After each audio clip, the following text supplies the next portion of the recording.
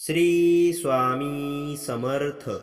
श्री स्वामी समर्थ.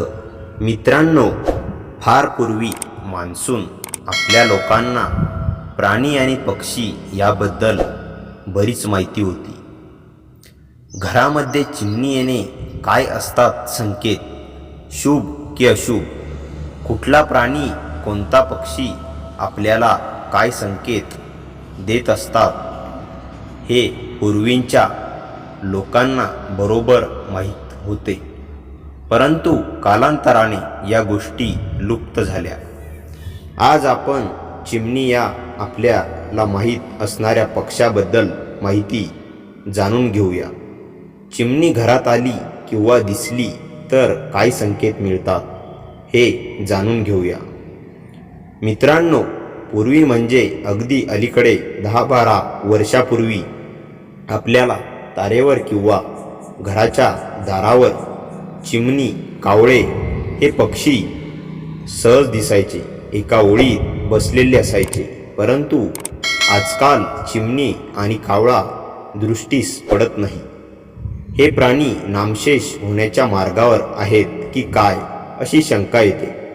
परंतु अलीकडे लोक जागृत झालेली आहेत, त्यामुळेच बरीच लोक आपल्या दारात, अंगणात, त्यात असेल तर बाल्कनीमध्ये चिमण्यांना दाणे टाकतात.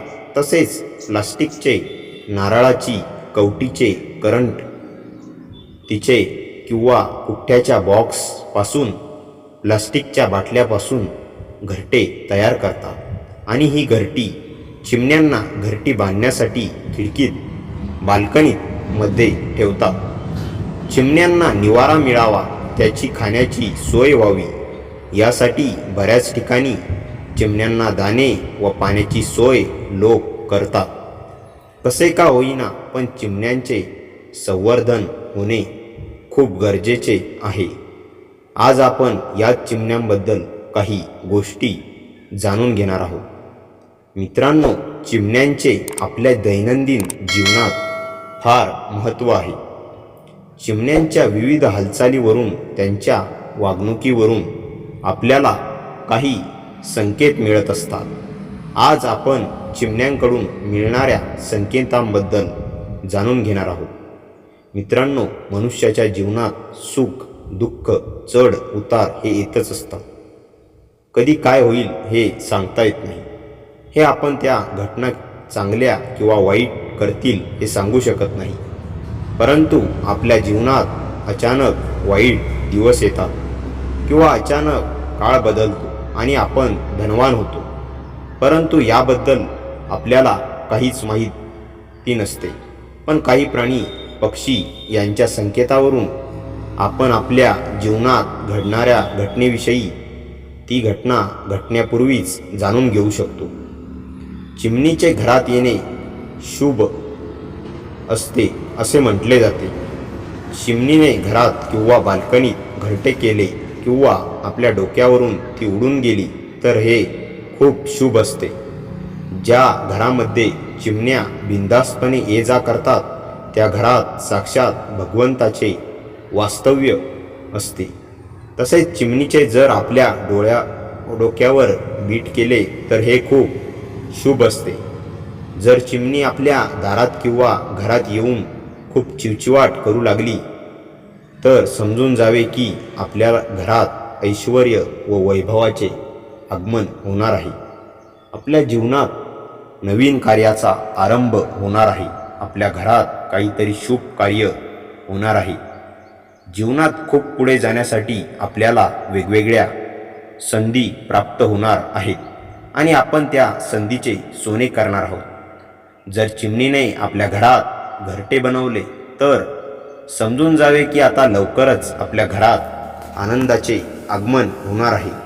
आपले घर सुख व आनंदाने भरून जाणार आहे. त्याशिवाय आपल्या घरावर काही संकट येणार असेल तर ते दूर दूर होईल.